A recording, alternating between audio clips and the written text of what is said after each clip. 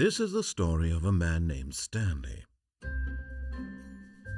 Stanley worked for a company in a big building where he was employee number 427. Employee number 427's job was simple.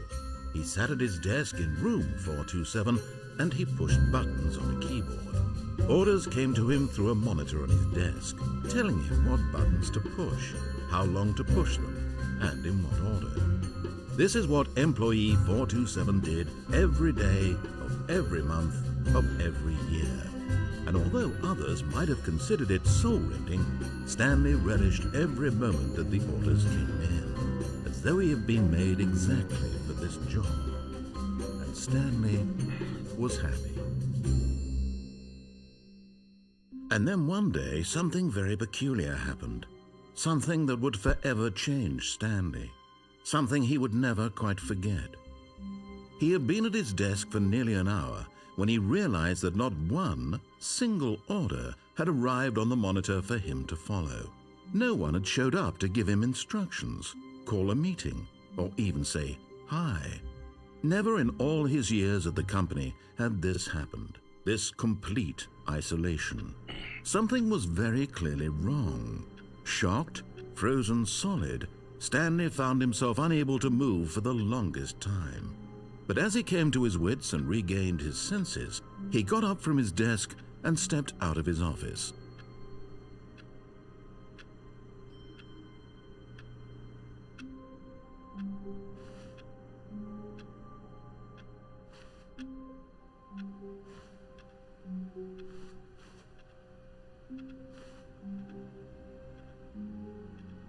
All of his co-workers were gone. What could it mean? Stanley decided to go to the meeting room. Perhaps he had simply missed a memo.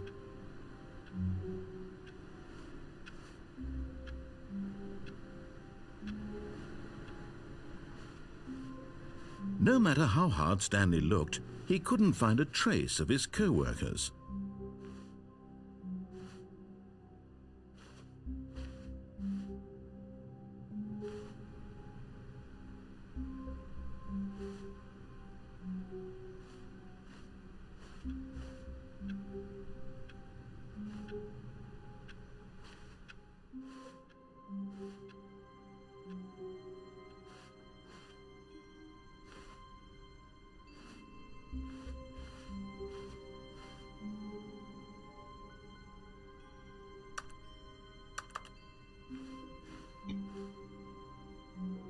When Stanley came to a set of 2 open doors, he entered the door on his left.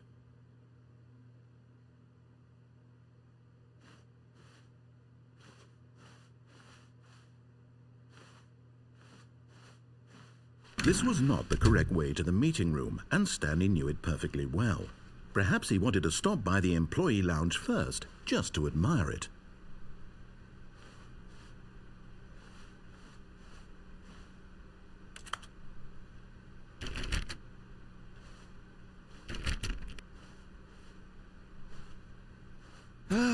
Yes, truly a room worth admiring. It had really been worth the detour after all, just to spend a few moments here in this immaculate, beautifully constructed room. Stanley simply stood here, drinking it all in.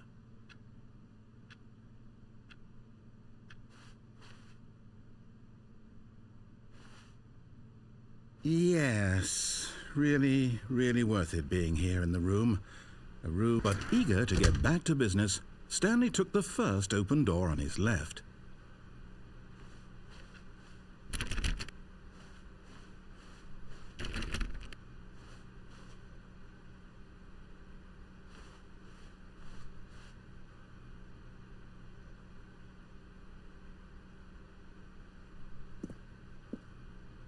Stanley was so bad at following directions, it's incredible he wasn't fired years ago.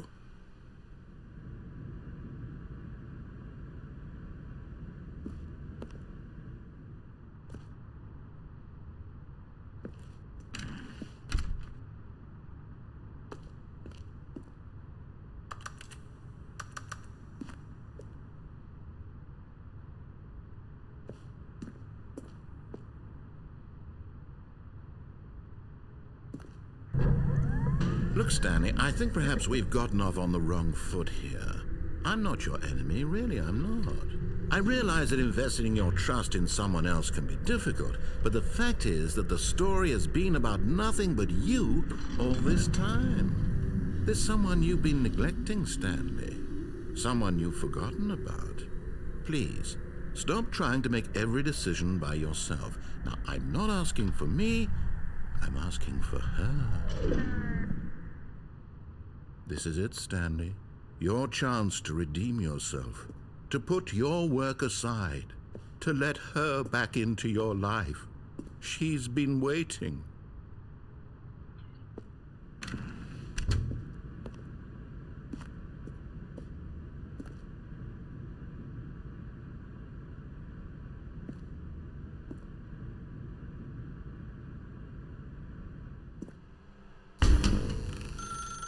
That's her, Stanley. You need to be the one to do this. To reach out to her. If you can truly place your faith in another. Oh, no, you can't. Did you just unplug the phone? No, that wasn't supposed to be a choice. How did you do that? You actually chose incorrectly? I didn't even know that was possible. Let me double check. No, it's definitely here, clear as day. Stanley picks up the phone. He's taken to his apartment where he finds his wife, and the two pledge themselves to one another. Music comes in, fade to white, roll credits. Not picking up the phone is actually somehow an incorrect course of action. How is that even possible? None of these decisions were supposed to mean anything. I don't understand. How on earth are you making meaningful choices? What did you... Wait a second. Did I just see... No, that's not possible. I can't believe it. How had I not noticed it sooner? You're not Stanley. You're a real person. I can't believe I was so mistaken. This is why you've been able to make correct and incorrect choices. And to think I've been letting you run around in this game for so long. If you'd made any more wrong choices, you might have negated it entirely. It's as though you completely ignored even the most basic safety protocol for real-world decision-making. Or did you not grasp the severity of the situation? Well, I won't have that kind of risk on my watch. I'm going to stop the game for a moment so we can educate you properly on safe decision-making in the real world. Please observe this helpful instructional video. Choice. It's the best part of being a real person. But if used incorrectly, can also be the most dangerous. For example, in this scenario, a hypothetical real person named Rupert has a choice. He could invent a machine that eliminates food shortages across the world to make life better for all people. Or he could spend years of hard work forgetting how to read. Which choice would you make? Remember that unlike here, the real world makes sense, and at no time should you make a choice that does not conform to rational logic. If you find yourself speaking with a person who does not make sense, in all likelihood, that person is not real. Allow the person to finish their thought, then provide an excuse why you cannot continue talking. Turn to a partner and practice saying, "My goodness, is it 4:30? I'm supposed to be having a back, sack, and crack." Excellent. Making choices on a regular basis is the best part to a healthy decision-making process. Most medical professionals recommend making at least 8 choices per day. Do you make more than 8? Less? And finally, if you begin to wonder if your choices are actually meaningful and whether you'll ever make a significant contribution to the world, just remember that in the vast infiniteness of space, your thoughts and problems are materially insignificant, and the feeling should subside. At this time, your instructor will guide you in an exercise to test and reinforce the material covered in this video. Welcome back. You may have noticed that this room has begun to deteriorate as a result of narrative contradiction. But not to worry. Now that you're properly informed on good decision-making, we're going to revisit a choice you made just a few minutes ago and see what the correct thing to do would have been. This way, please.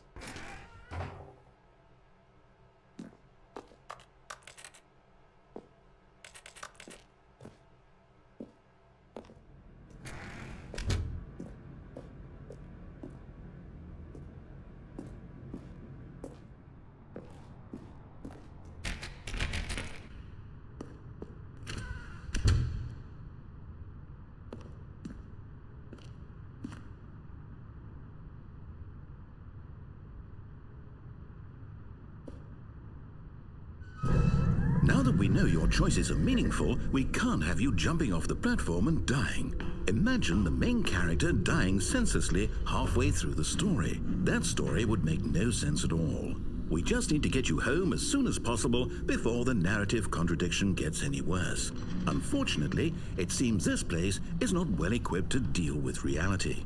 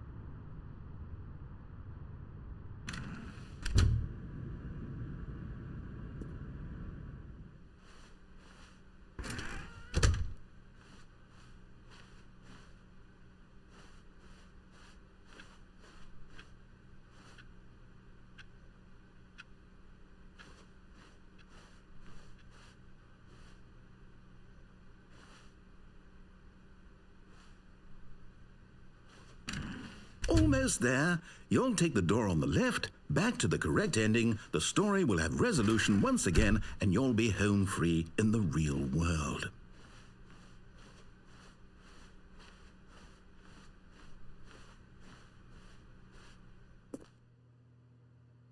Now remember, all you need to do is behave exactly as Stanley would. That means choosing responsibly and always putting the story first. I'm quite sure you'll be up to the task. Just follow my lead and you'll be fine. All right. When Stanley came to a set of 2 open doors, he entered the door on his left.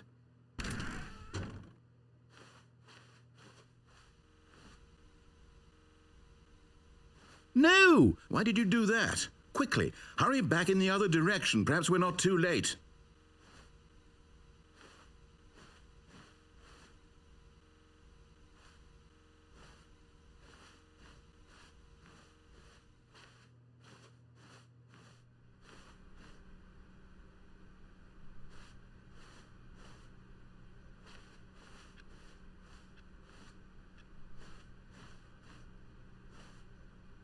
Oh, it's ruined. I can't believe, after everything we talked about, that my story, you've destroyed my work. Why? For what? What did you get out of that? What did you think was so special about seeing the game undone, left here like so much garbage? It's worthless now. And what am I supposed to do? Even if there were a way to continue, would it be worth it? To know that my story is now incorrect? How can I go back to that? I can't erase that knowledge. I'll have to live with it forever, reliving its impossibility forever. I couldn't live that way. Is it better to shut the game down entirely? To willingly destroy all of my work? I don't know. What's the answer? What do I do? What do I do? What do I... No, I have to. I have to shut the game down. I have to. I have to.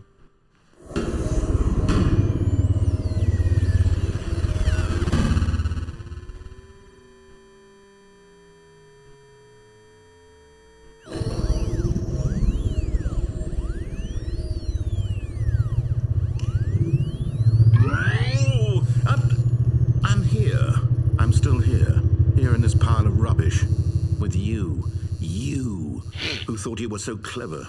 Now look where we are. My entire game is destroyed. It was the only thing in the world that was mine, and you've run it into the ground. What, did you think that would be funny? You just had to see? Didn't I impress upon you how important it was to be like Stanley? He actually knows how to do what I tell him to. He understands that if I say to do something, there's a damn good reason for it. That thought hadn't even occurred to you, had it? That there's a world outside of you? You're a child. Oh, my story. If you'd just gone through the door on the left, you would have seen it. There was a whole underground facility. You would have destroyed it and been victorious. It would have been so perfect. I worked so hard on it. I tried so hard to make... behave exactly as Stanley would. That means choosing responsibly and always putting the story first. I'm quite sure you'll be up to the task. Just follow my lead and you'll be fine. All right. When Stanley came to a set of 2 open doors, he entered the door on his left.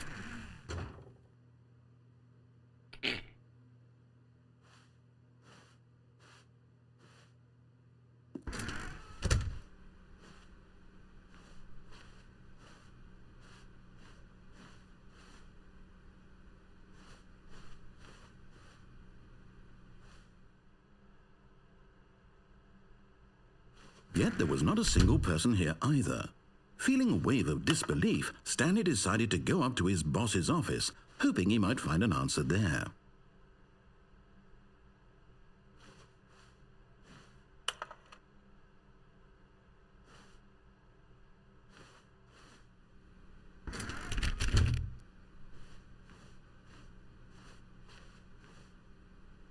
Coming to a staircase, Stanley walked upstairs to his boss's office.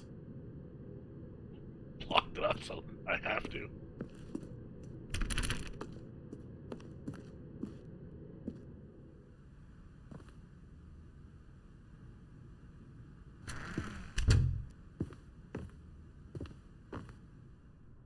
Stepping inside his manager's office, Stanley was once again stunned to discover not an indication of any human life. Shocked, unraveled, Stanley wondered in disbelief who orchestrated this, until he saw the door with a voice receiver next to it. Surely behind this door lay all the answers to his questions. And beyond all probability, he knew the passcode. He had seen it on his boss's computer just last week. Nightshark 115. Was this the code to open the door? Would it still work? There was only one way to find out. Stanley had been trained never to speak up, but now he would draw from within himself the courage to face the unknown. He drew a sharp breath and then spoke the code. 911.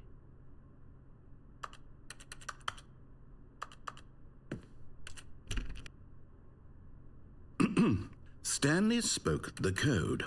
Nightshark 115. He spoke it into the receiver, right there on the wall. Nightshark 115. I'm sorry, is there a problem? You didn't mishear me, did you? Please speak the code into the receiver. Otherwise we can't get on with the story. This is a crucial step.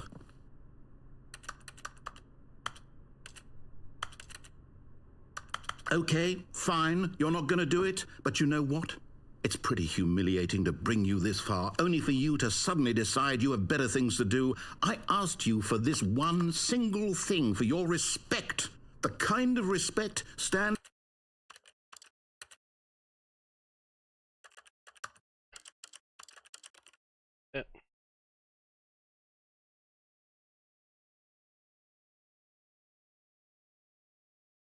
He shows for his choices. He knows what it means to take a story seriously. If you didn't want to see what I had to show you, then why did you come here? You had a choice, you know. You could have gone through the door on the right. You could have done whatever the hell you wanted over there. Why did you come this way? Speak. Say something to me. Explain yourself, you coward. You... When Stanley came to a set of 2 open doors, he entered the door on his left. Stanley? Hello? Are you... Is everything okay?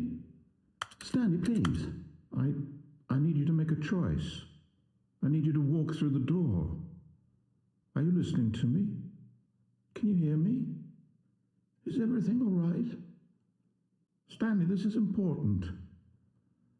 The story needs you. It needs you to make a decision. It cannot exist without you. Do you understand me?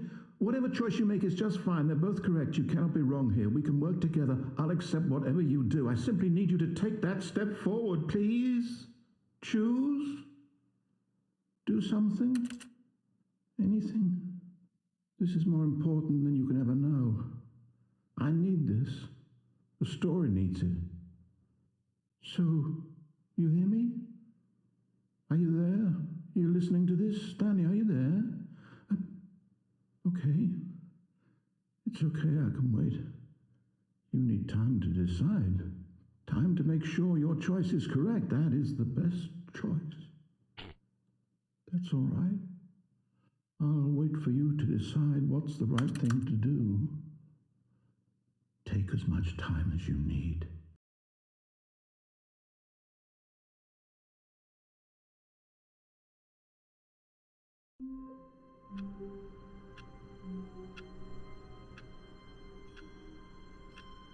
Okay. All of his co-workers were gone. What could it mean? Stanley decided to go to the meeting room. Perhaps he had simply missed a memo.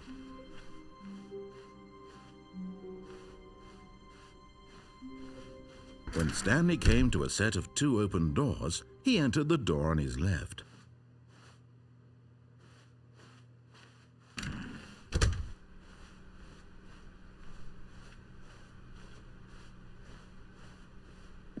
Yet there was not a single person here either.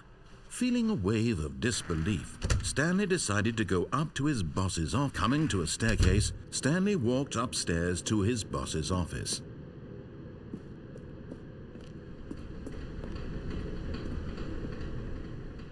But Stanley just couldn't do it. He considered the possibility of facing his boss. Admitting he had left his post during work hours, he might be fired for that.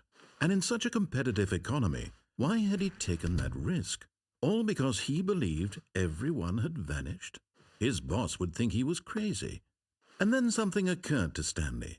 Maybe, he thought to himself, maybe I am crazy. All of my co-workers blinking mysteriously out of existence in a single moment for no reason at all. None of it made any logical sense. And as Stanley pondered this, he began to make other strange observations. For example, why couldn't he see his feet when he looked down? Why did doors close automatically behind him wherever he went? And for that matter, these rooms were starting to look pretty familiar. Were they simply repeating? No, Stanley said to himself, this is all too strange. This can't be real. And at last, he came to the conclusion that had been on the tip of his tongue. He just hadn't found the words for it.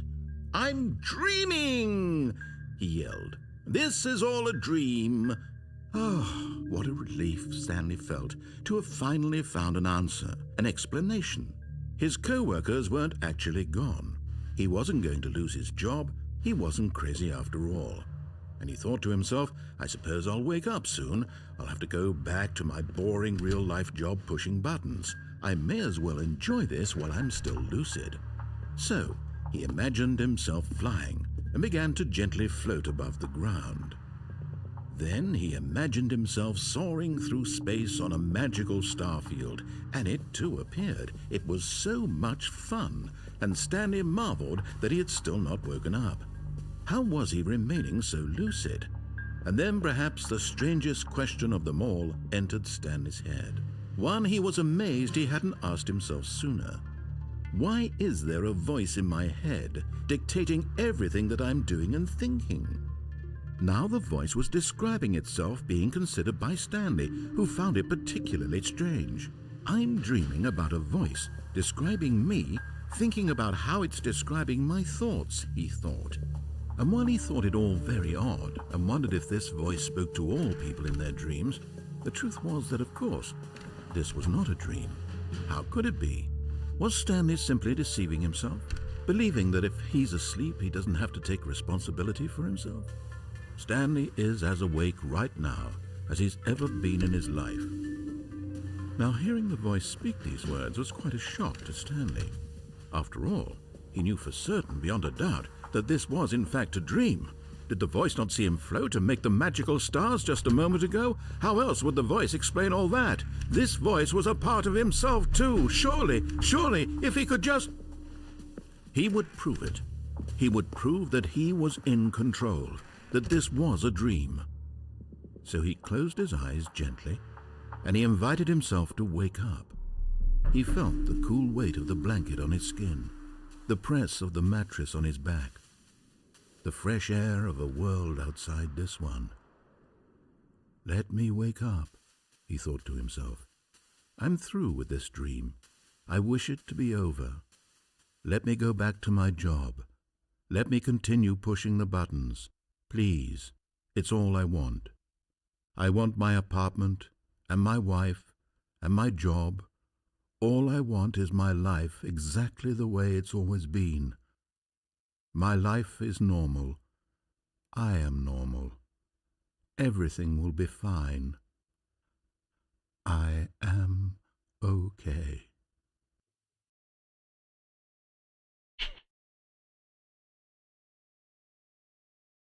No. Stanley began screaming. Please, someone, wake me up. My name is Stanley. I have a boss. I have an office. I am real. Please, just someone tell me I am real. I must be real. I must be. Can anyone hear my voice? Who am I? Who am I? And everything went black.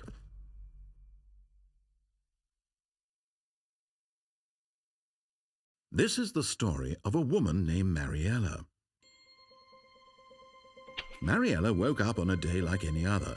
She arose, got dressed, gathered her belongings, and walked to her place of work. But on this particular day, her walk was interrupted by the body of a man who had stumbled through town talking and screaming to himself, and then collapsed dead on the sidewalk. And although she would soon turn to go call for an ambulance, for just a few brief moments she considered the strange man. He was obviously crazy, this much she knew. Everyone knows what crazy people look like. And in that moment, she thought to herself how lucky she was to be normal. I am sane. I am in control of my mind. I know what is real and what isn't. It was comforting to think this, and in a certain way, seeing this man made her feel better. But then she remembered the meeting she had scheduled for that day, the very important people whose impressions of her would affect her career, and by extension, the rest of her life. She had no time for this, so it was only a moment that she stood there, staring down at the body. And then she turned and ran.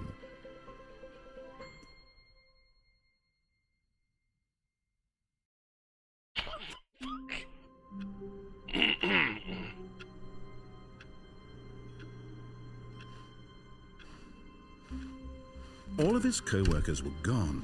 What could it mean? Stanley decided to go to the meeting room. Perhaps he had simply missed a memo.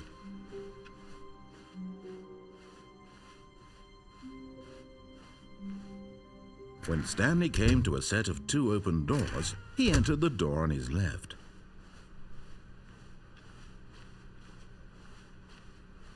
Yet there was not a single person here either.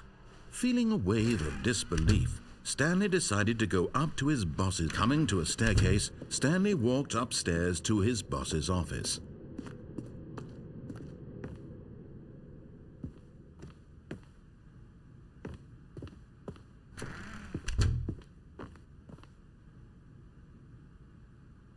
Different.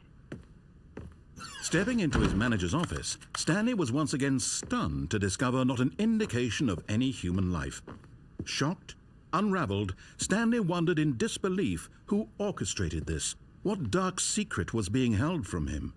What he could not have known was that the keypad behind the boss's desk guarded the terrible truth that his boss had been keeping from him, and so the boss had assigned it an extra secret PIN number, 2845. But of course, Stanley couldn't possibly have known this. Yet incredibly, by simply pushing random buttons on the keypad, Stanley happened to input the correct code by sheer luck.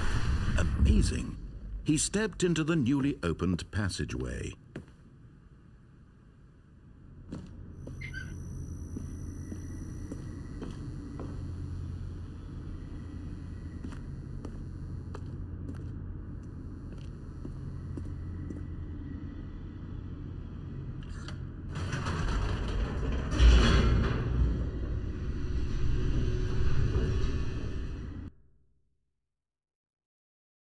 Descending deeper into the building, Stanley realized he felt a bit peculiar. It was a stirring of emotion in his chest, as though he felt more free to think for himself, to question the nature of his job. Why did he feel this now, when for years it had never occurred to him? This question would not go unanswered for long.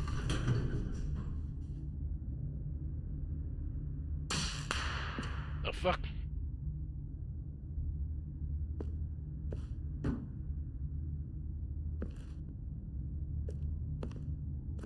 Stanley walked straight ahead through the large door that read Mind Control Facility.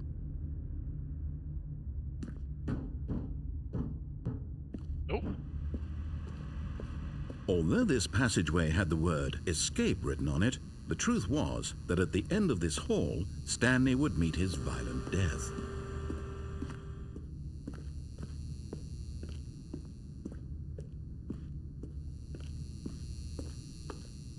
The door behind him was not shut.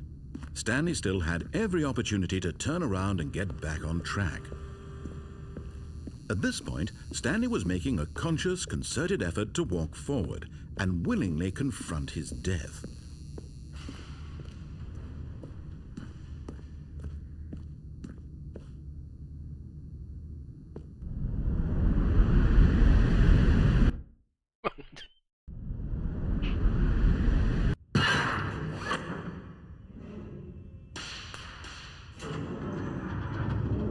As the machine whirred into motion and Stanley was inched closer and closer to his demise, he reflected that his life had been of no consequence whatsoever. Stanley can't see the bigger picture. He doesn't know the real story, trapped forever in his narrow vision of what this world is. Perhaps his death was of no great loss, like plucking the eyeballs from a blind man. And so he resigned and willingly accepted this violent end to his brief and shallow life. Farewell, Stanley. Uh-oh. "Farewell, Stanley," cried the narrator, as Stanley was led helplessly into the enormous metal jaws. In a single visceral instant, Stanley was obliterated as the machine crushed every bone in his body, killing him instantly.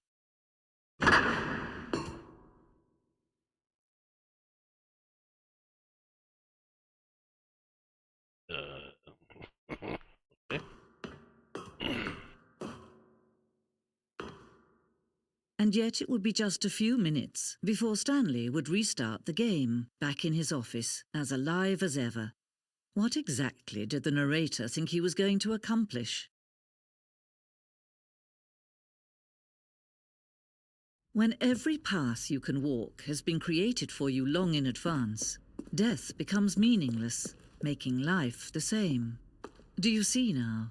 Do you see that Stanley was already dead from the moment he hit start?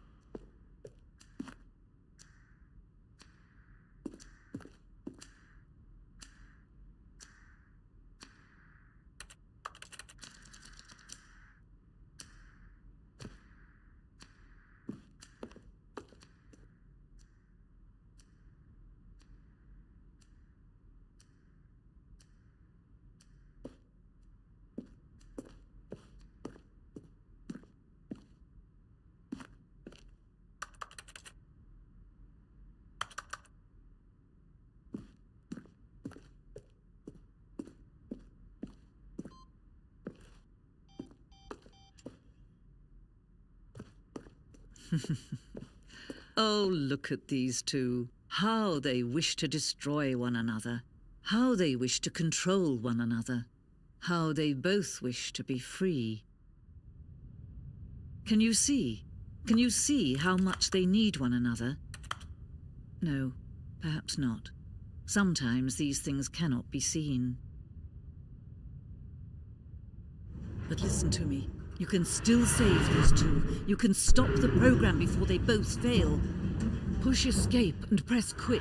There's no other way to beat this game. As long as you move forward, you'll be walking someone else's path. Stop now and it'll be your only true choice. Whatever you do, choose it. Don't let time choose for you. Don't let time...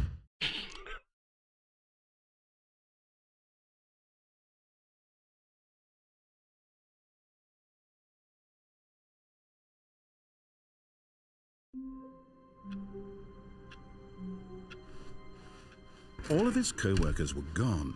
What could it mean? Stanley decided to go to the meeting room. Perhaps he had simply missed a memo.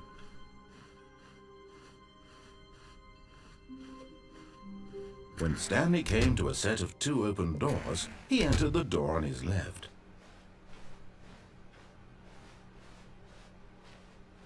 Yet there was not a single person here either. Feeling a wave of disbelief, Stanley decided to go up to his boss's office. Coming to a staircase, Stanley walked upstairs to his boss's office.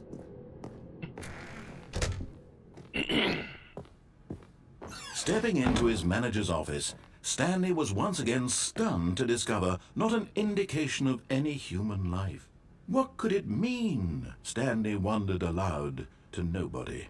He began wildly tearing through papers on the boss's desk, pulling books off the shelf, looking behind paintings, desperate for clues to his situation. But his attention was caught by a keypad behind the boss's desk. What could its purpose be? In fact, this keypad guarded the terrible secret that lay buried below his feet. And so the boss had assigned it an extra secret PIN number, 2845. But of course, Stanley couldn't possibly have known this. Yet incredibly, by simply pushing random buttons on the keypad, Stanley happened to input the correct code by sheer luck. Amazing. He stepped into the newly opened passageway.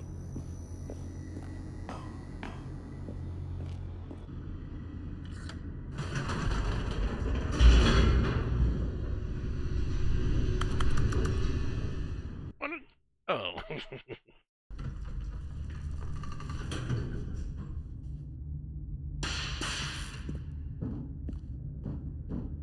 Stanley walked straight ahead through the large door that read Mind Control Facility.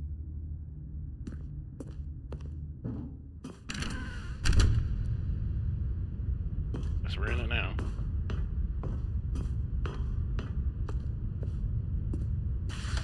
The lights rose on an enormous room packed with television screens. What horrible secret did this place hold? Stanley thought to himself. Did he have the strength to find out?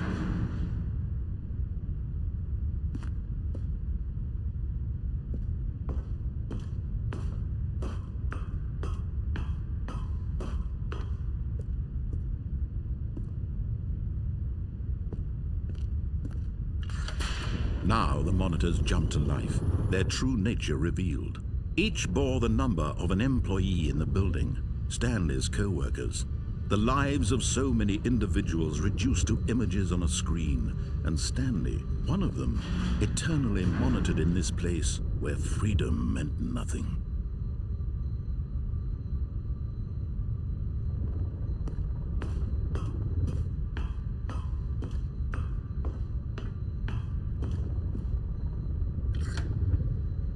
This mind control facility, it was too horrible to believe. It couldn't be true.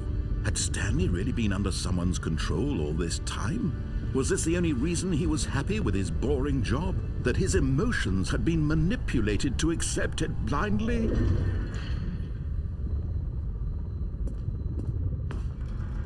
No, he refused to believe it. He couldn't accept it. His own life in someone else's control? Never!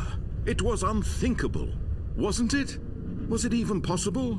Had he truly spent his entire life utterly blind to the world? But here was the proof, the heart of the operation. Controls labeled with emotions, happy or sad or content, walking, eating, working, all of it monitored and commanded from this very place. And as the cold reality of his past began to sink in, Stanley decided that this machinery would never again exert its terrible power over another human life, for he would dismantle the controls once and for all.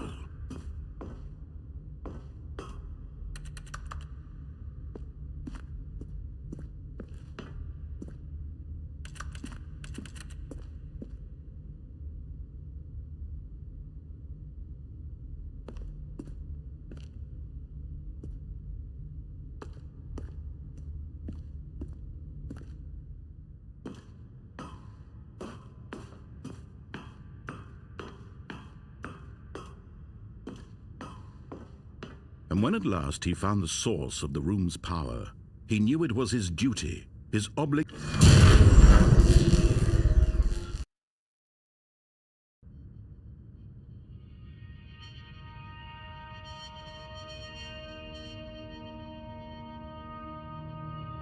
Blackness and a rising chill of uncertainty.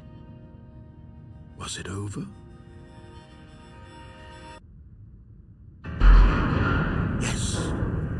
He had won. He had defeated the machine, unshackled himself from someone else's command. Freedom was mere moments away.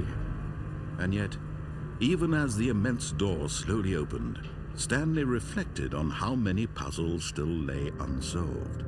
Where had his co-workers gone? How had he been freed from the machine's grasp? What other mysteries did this strange building hold? But as sunlight streamed into the chamber, he realized none of this mattered to him, for it was not knowledge or even power that he had been seeking, but happiness. Perhaps his goal had not been to understand, but to let go. No longer would anyone tell him where to go, what to do, or how to feel. Whatever life he lives, it will be his. And that was all he needed to know.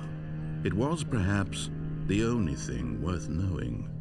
Stanley stepped through the open door.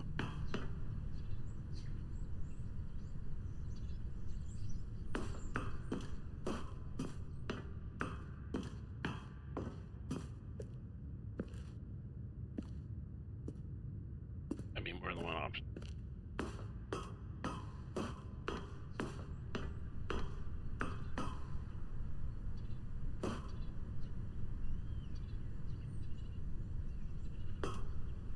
Stanley felt the cool breeze upon his skin, the feeling of liberation, the immense possibility of the new path before him.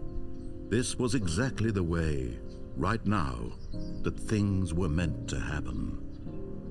And Stanley was happy.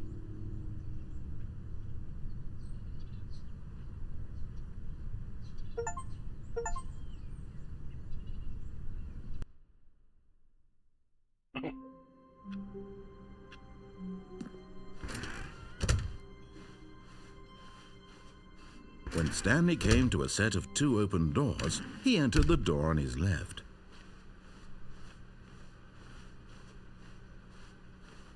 Yet there was not a single person here either.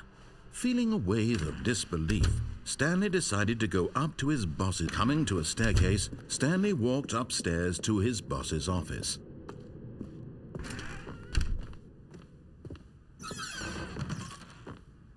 Yeah.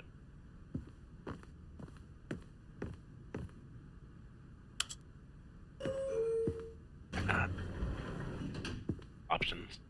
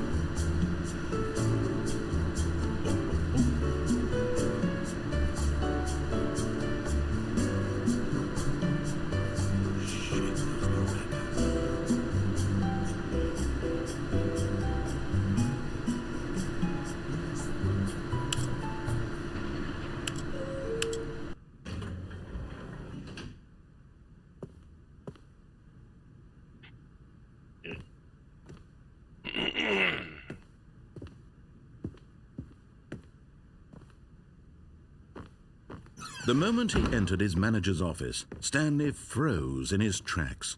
Not a living soul anywhere. Could he really be all? Stanley was in such a rush to get through the story as quickly as possible, he didn't even have a single minute to just let the narrator talk. That kind of anxiety isn't healthy, so he relaxed for a few moments with some calming New Age music. Jesus.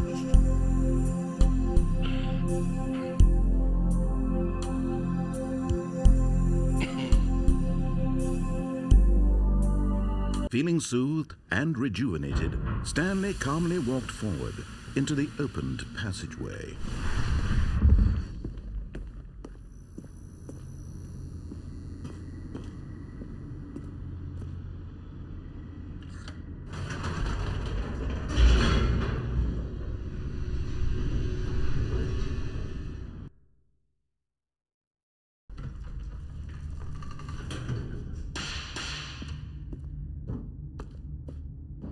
Stanley walked straight ahead through the large door that read Mind Control Facility.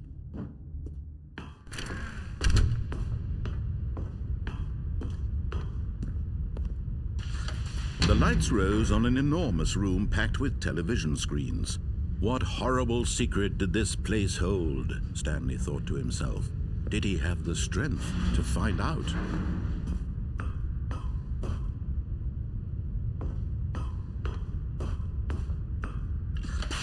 Now the monitors jumped to life, their true nature revealed. Each bore the number of an employee in the building, Stanley's co-workers. The lives of so many individuals reduced to images on a screen, and Stanley, one of them, eternally monitored in this place where freedom meant nothing.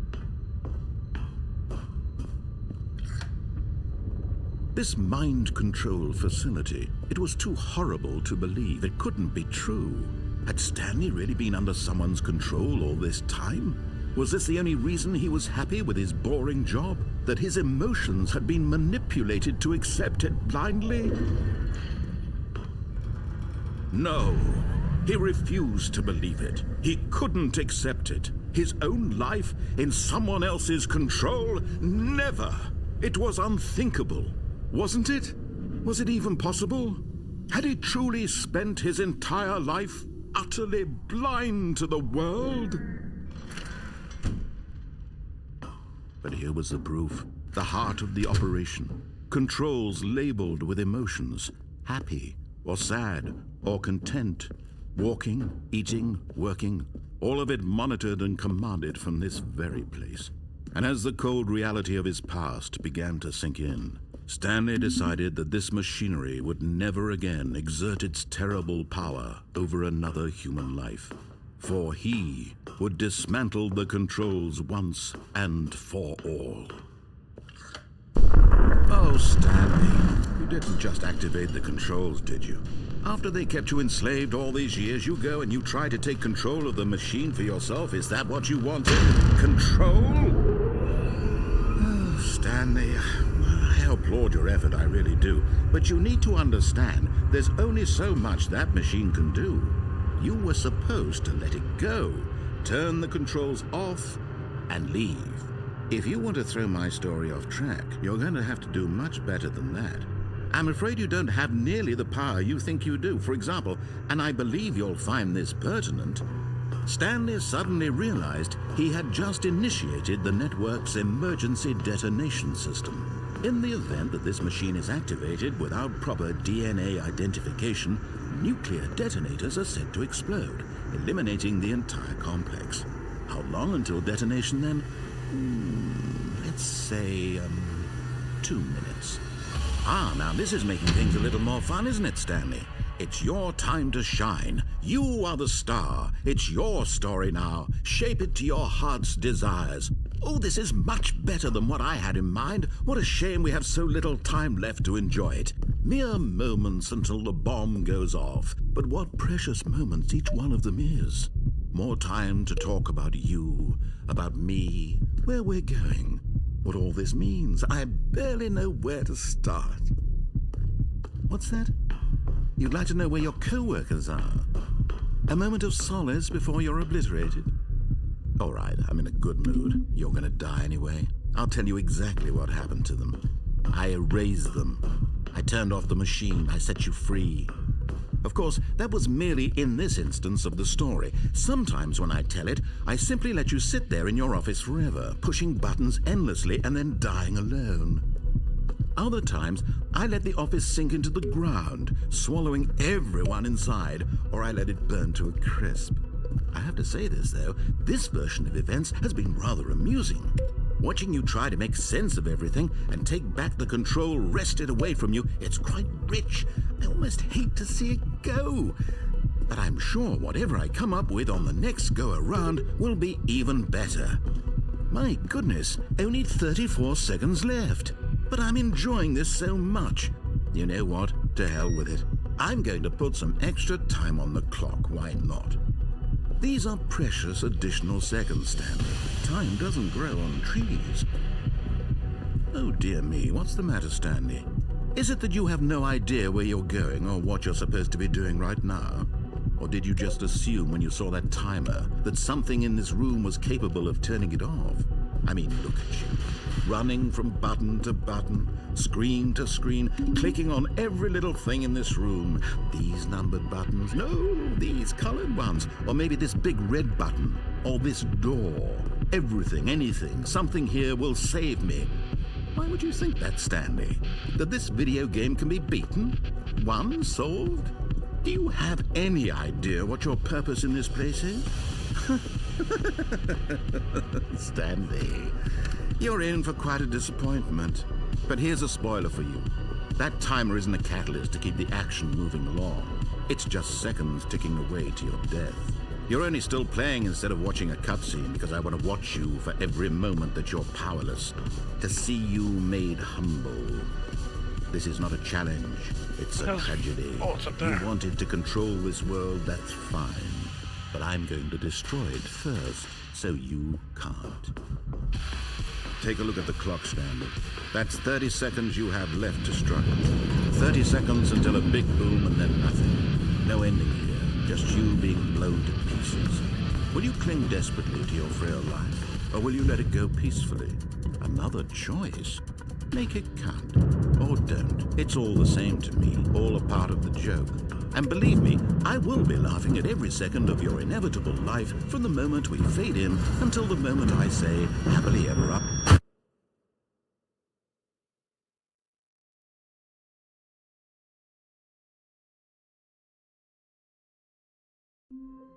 Okay. All of his co-workers were gone. What could it mean? Stanley decided to go to the meeting room. Perhaps he had simply missed a memo. Oh, new content? What does that mean, new content?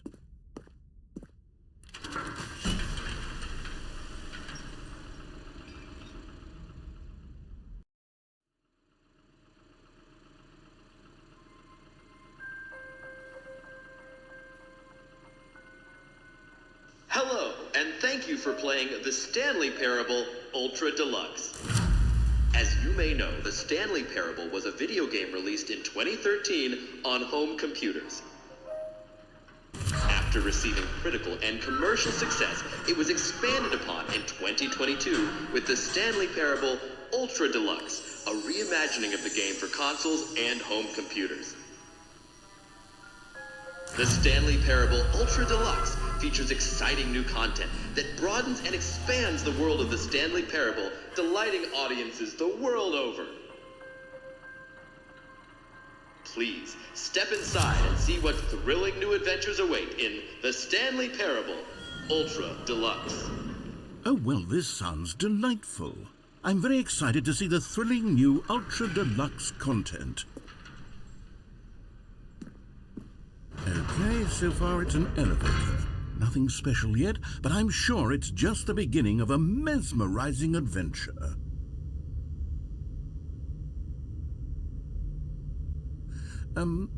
Is it broken? What's going on here? Should we be moving somewhere or... Oh, there we go.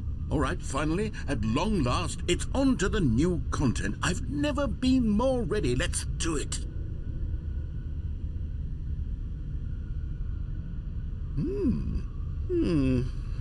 I have to say, initial impressions of Stanley Parable Ultra Deluxe, mostly tedious. It's as if Oh, okay. Let's see the content. Give me the content, Stanley.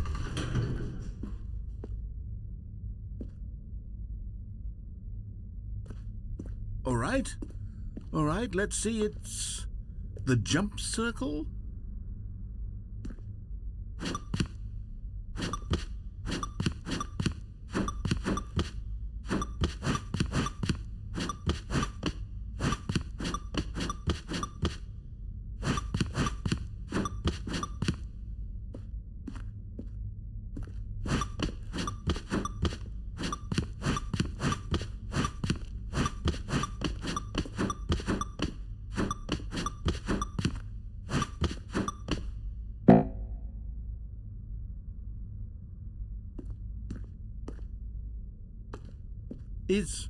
Is that it? Surely that's not all the new content. There has to be something else, right?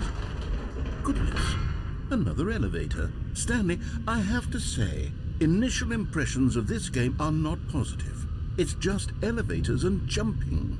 Is this what passes for exciting new content? If this is new content, then I could just read you the whole dictionary. There's 20 hours of new content right there. Hell, I could count to 30 trillion. You could put that on the box. The Stanley Parable Ultra Deluxe, now with over 1,000 hours of new content. And oh wait, there's more. Very good. Yes, I knew there had to be something else. Let's see it. I'm ready for whatever it is.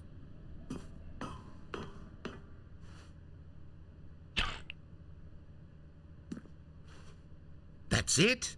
Oh, you've got to be kidding me. You see, Stanley? This is what happens when greedy video game developers with no respect for their fan base rush a cheap expansion to market for no reason other than to make an easy dollar. And don't get me started on the level of craftsmanship that's gone into it. In fact, I'm looking right now at the game's achievements, and it's hard to believe one of them actually says, "Test achievement, please ignore." What quality assurance department signed off on this?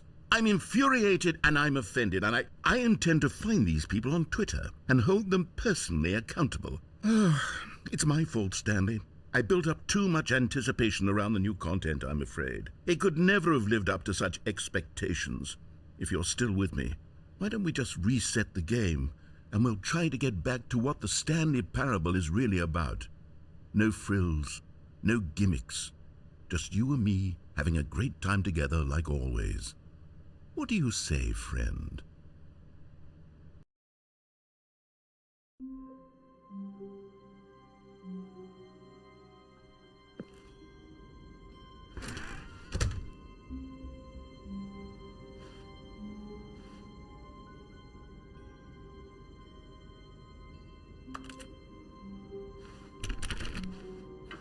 Psst! Stanley! Come over here! In the vent. I want to show you something.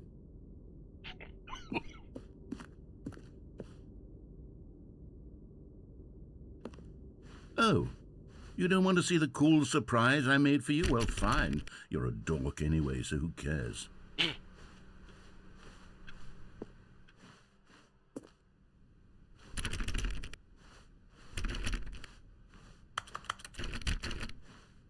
When Stanley came to a set of 2 open doors, he entered the door on his left.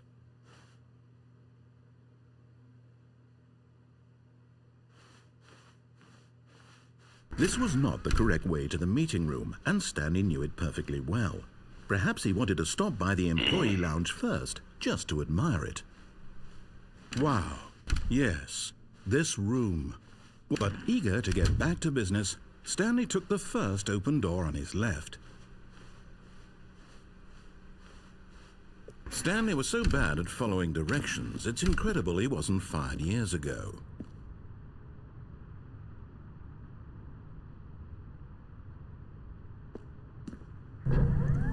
Look, Stanley, I think perhaps we've gotten... But in his eagerness to prove that he is in control of the story and no one gets to tell him what to do, Stanley leapt from the platform and plunged to his death. Good job, Stanley. Everyone thinks you are very powerful.